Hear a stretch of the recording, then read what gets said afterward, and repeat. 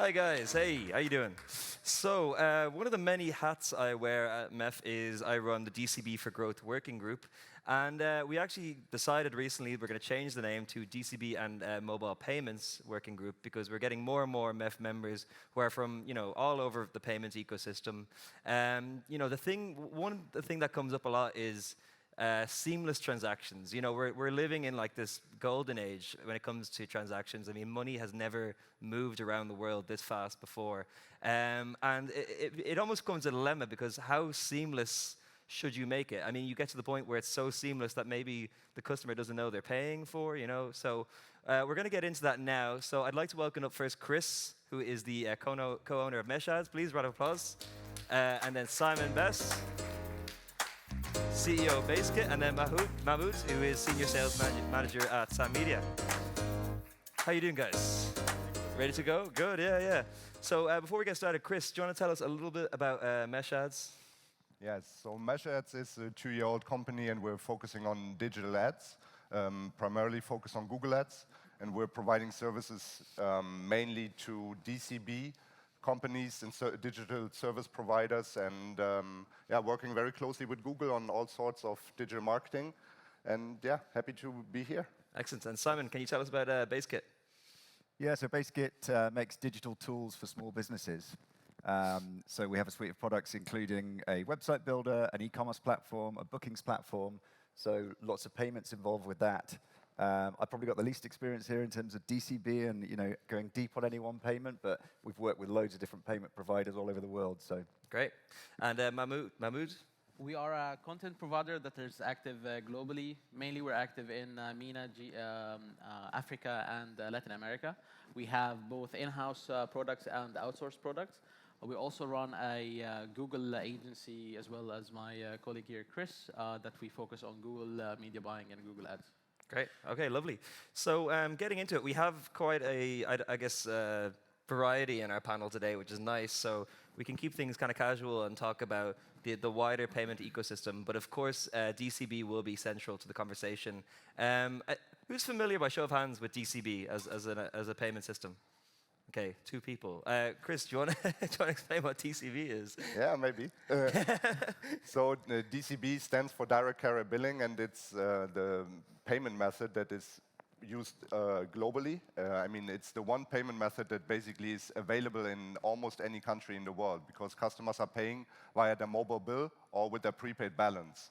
So all you need to pay via DCB is basically a mobile phone and a mobile number, and the mobile operators or carriers to support this. But I think 99% of the carriers worldwide do that in certain different variations. But it's a high-level explanation of what DCB is. You nailed it, yeah. So now that you've kind of given a bit of context, as we kind of enter this sort of golden age for transactions and really seamlessness, what are like some of the exciting possibilities for DCB that you think are coming down the line? I mean, DCB is, as I said before, it really connects the world, and especially the unbanked countries, because in Europe, we all talk about credit cards and PayPal and crypto and whatever available payment methods. But especially in Africa, in many countries in Asia, in Latin America, people are unbanked or they don't have access to credit cards, and so DCB is the payment method that everyone can use, to buy physical and digital goods. So it's like the ubiquity of it is what's so great, right? Yeah, I think that's the best thing, and it's the downside is it's quite difficult to integrate compared to other payment methods. Like if you go to PayPal, you probably can connect this payment method globally for all your services in like a week. While on DCB, you have to go to T-Mobile Germany, or you have to go to EE UK, and then integrate with them, or you use certain payment gateways that are kind of trying to merge this into one connection. So integration is much more complicated from a merchant perspective. But if you get live, it's also nice because the customers in most markets just need to enter their mobile phone number, then they receive a PIN via SMS, they confirm the PIN, and then the payment is done. So it needs much less input from the user than other payment methods that are asking for your address and all other sorts of things. So it's the most seamless payment method that exists from my perspective. Yeah. And Simon, you guys are relatively new members. I hope all the talk of DCB hasn't been too confusing or overwhelming. Which we're just about getting it now. Yeah, So, I'm very you know early what it to it all. stands for, right? Yes, just about. So, I mean, it's great that you're here, though, because you can kind of talk about the other side. I mean, to be honest, there's no one payment solution. Yeah, they all have pros and cons, and that's just being honest. So, what excites you about other things that are happening in the payment ecosystem? I think from our perspective, because we work with partners, so basically we sell our products via partnerships with like telcos. So for example, we work with Telefonica here in Spain, and they sell our products to their customers. So that business model means we partner up with different companies all over the world. So from our perspective, payments is all about finding out what customers need in each territory that we work in.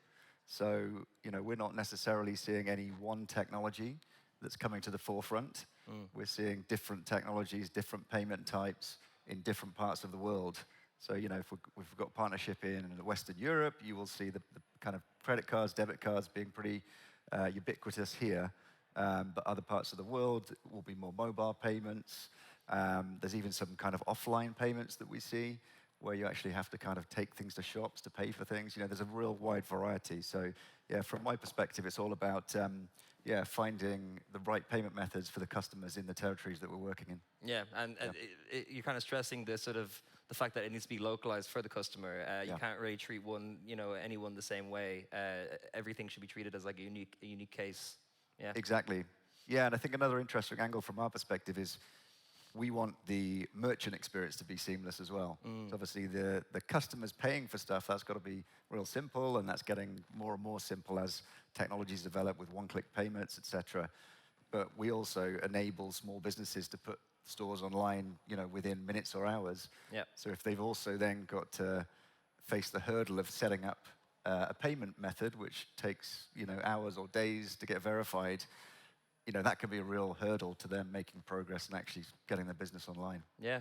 Mahmoud, coming to you, is there anything else, we can come back to DCB maybe, like that is exciting for you? Chris mentioned the sort of ubiquity of it, but is there anything else that you're personally excited about? Yeah, of course. We in Sam Media, obviously, we have a lot of products that we do on VR, and the most exciting thing of DCB is the ease of use that we can get the user from the viewership of the product until the membership of the product. And then for me, DCB is a sort of a seamless, obviously, interaction between the advertising world that I'm coming from into the billing world that funnels to our product and actually nourishes our subscriptions. Yeah. Staying with you, Simon mentioned the one-click payments, which is kind of like seen as the gold standard when it comes to transactions.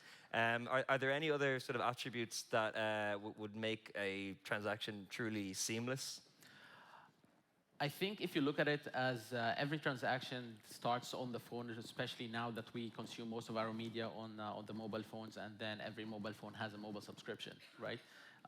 This way, the user with DCB and with one click usually don't have to put any identifiers such as their mobile phone number or, as Christian mentioned, any of their address details, because it's already inherited with the mobile subscription plan that they have. With this, we can actually take all the information that we need and funnel it into the products. Yeah, great. Chris, coming back to yourself, so I mentioned how payment systems have pros and cons. Do you think that there's value in having these two, or having disparate payment methods working together harmoniously? Yes and no. So I believe you really need to think for what Simon said, also to tailor the payment experience for the customer, really country specific, because in Germany this one might be good, while in France the other one is working, or maybe there's a locally available payment method that is the right one. And I think you should choose. I mean, we can debate on that, and I would like to see Simon's perspective on this. If you display just the best matching payment method to the customers that you believe, based on your research, is the most relevant, and you can have other options, but I believe you should drive the customer in the first place to the one you think is the best for the customer in this specific targeting or market where you try to impact them. So this is why we also work on this DCB very deep on every single detail of the payment funnel. And I see that merchants in e-commerce sometimes it looks very standard to me, that they use the same approach in a lot of markets. And I believe there could be more work done, on really think on every single detail of the funnel, because we do also, Mahmoud, on the optimization, of every single step, every little graphic, every button color, the text, so we optimize all the little tiny details. And would like to get your perspective on this, on how you do this on e-commerce. Yeah, well, we're creating from a customer experience perspective a one-size-fits-all platform, right? Because we're a platform vendor. We're creating, we've got two main sort of checkout flows. We've got the e-commerce for physical products, and then we've got the bookings, so paying for things like events or classes. So we've got these two different places where payments are pretty prevalent in our products. I guess from our perspective, we're building this one-size-fits-all platform. Yeah. Of course, we do our best to make sure that's as streamlined as possible. But I think there are also challenges because we have to make sure that it, works for everybody, everywhere, as much as we can.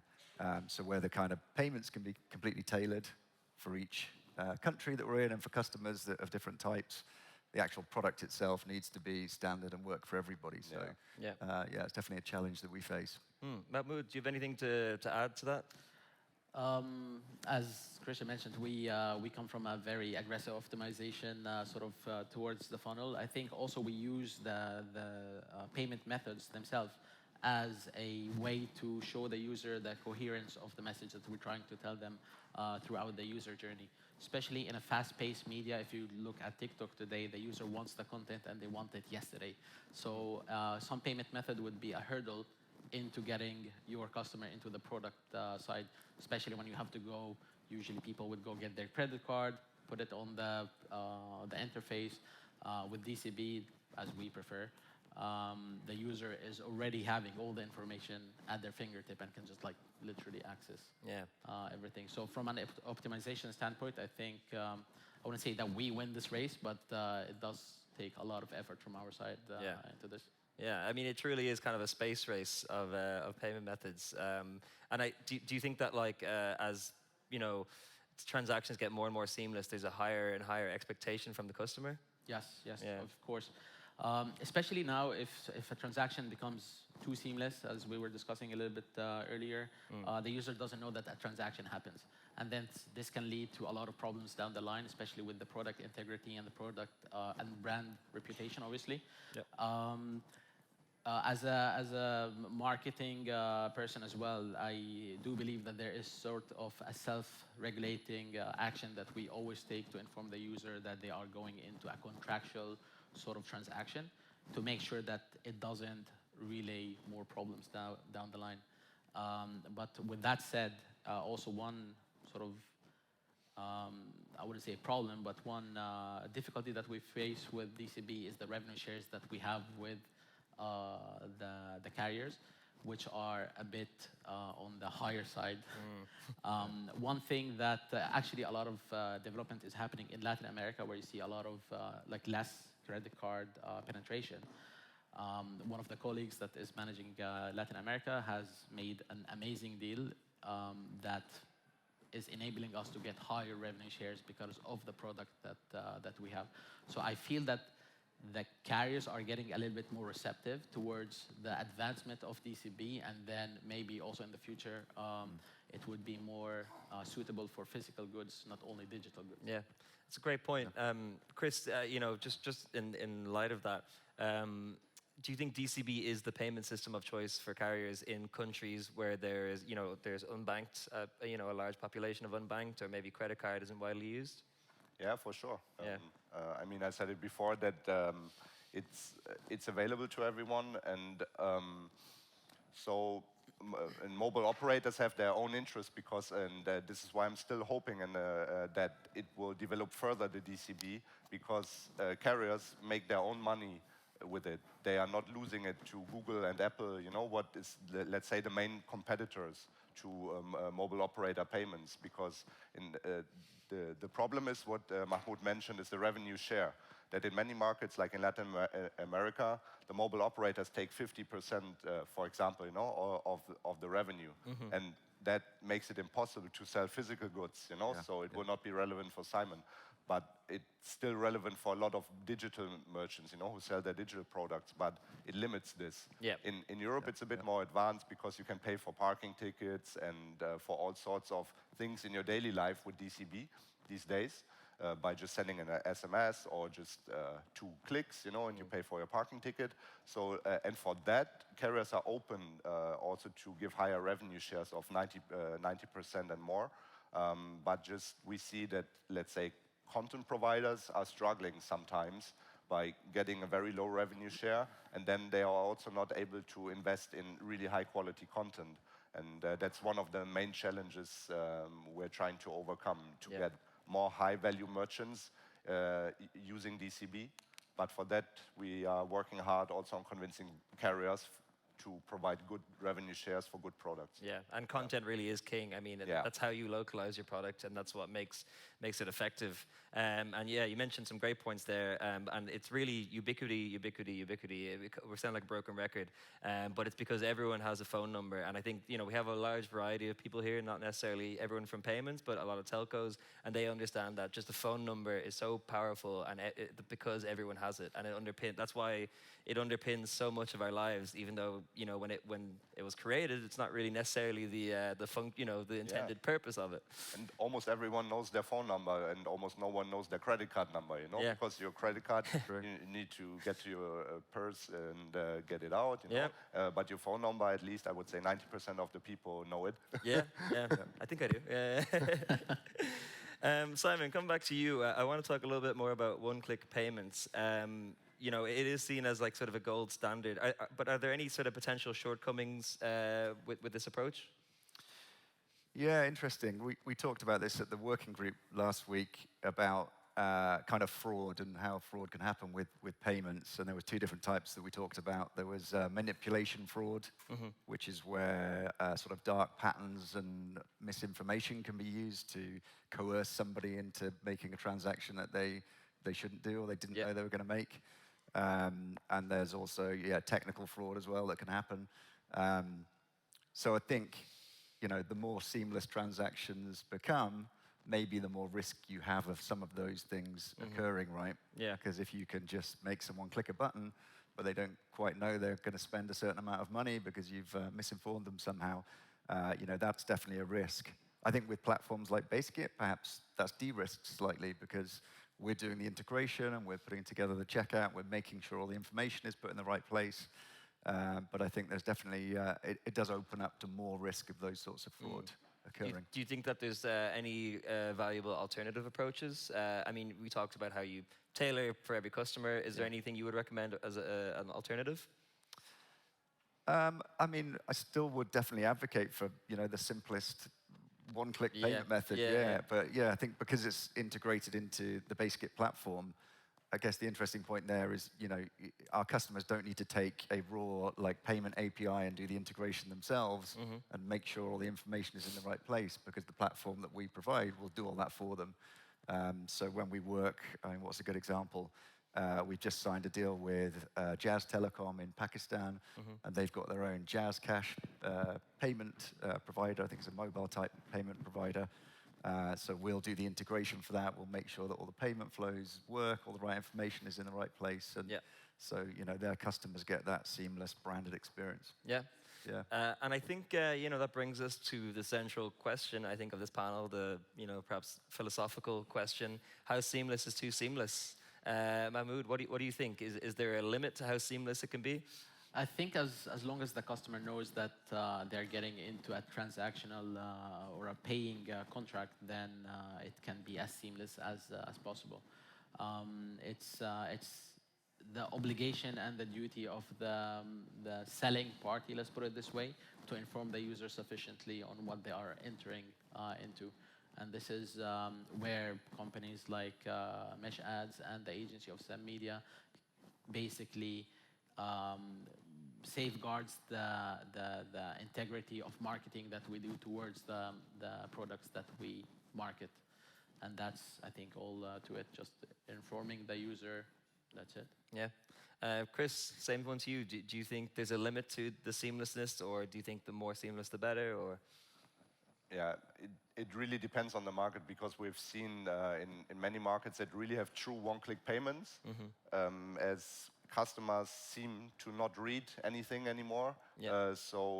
It increases the complaints for sure, you know. So sometimes carriers, mobile operators, they will turn down this one-click flow because they get too many complaints from clients say, oh, I never paid for that, you know, because they were not aware that with this simple 1 or 2 button clicks, they are subscribing to a service or they're performing a purchase.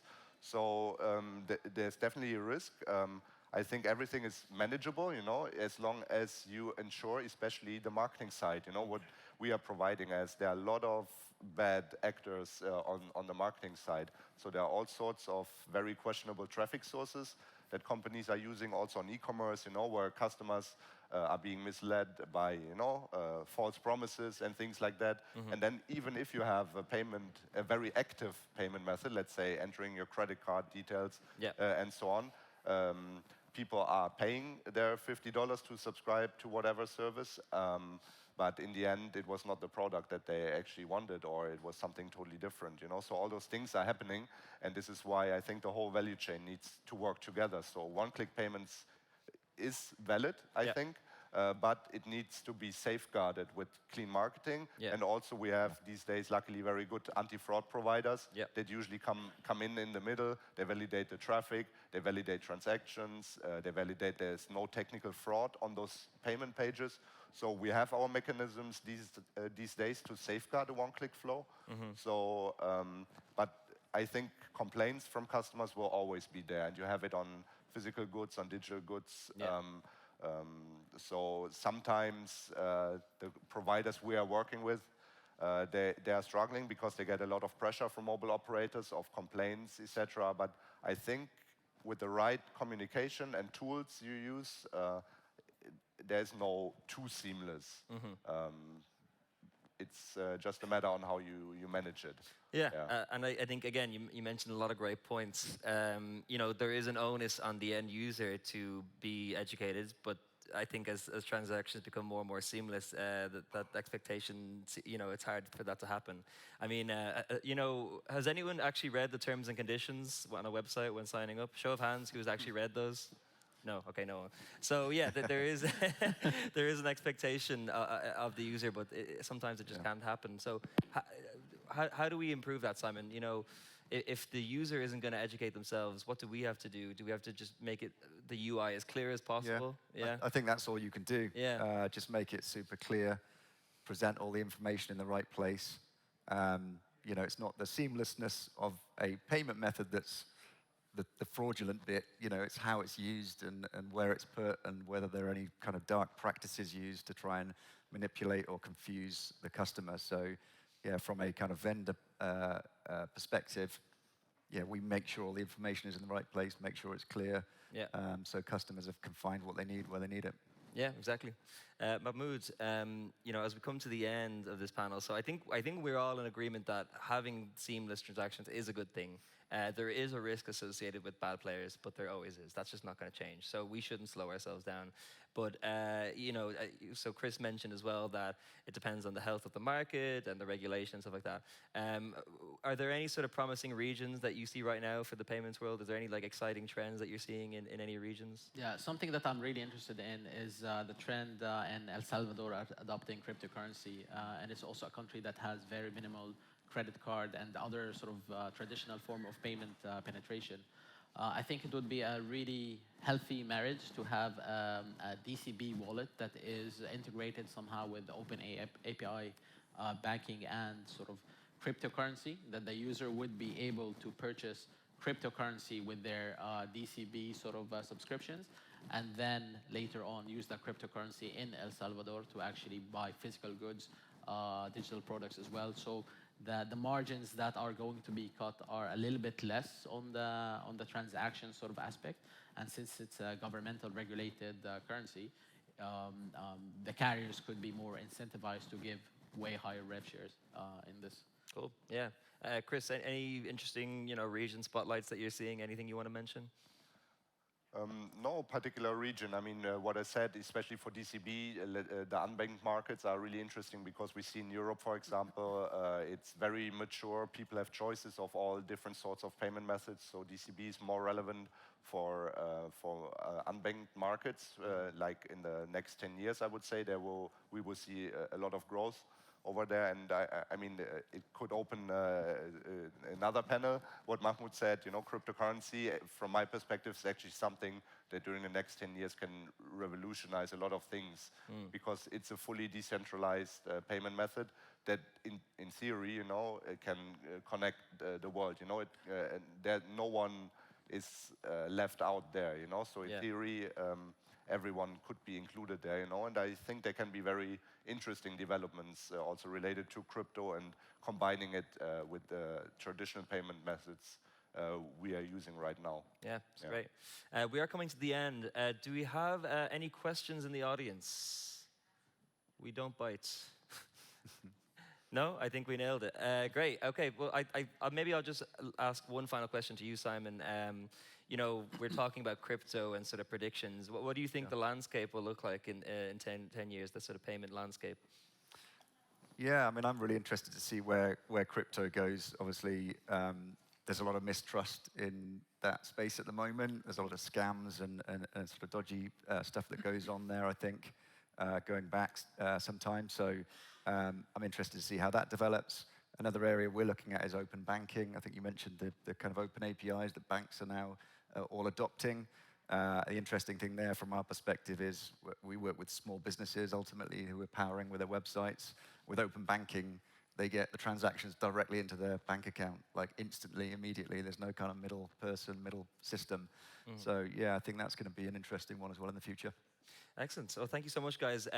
Later in the year, the DCB and mobile payments working group will be releasing a document about optimizing the customer experience. So if you're interested in learning more, please do. I hope this is interesting. I think we have a large variety of people here at MEF from different sides of the ecosystem, but payments really touches everything. So even if you're not directly working in that industry, it is affecting your business, and you should learn about it.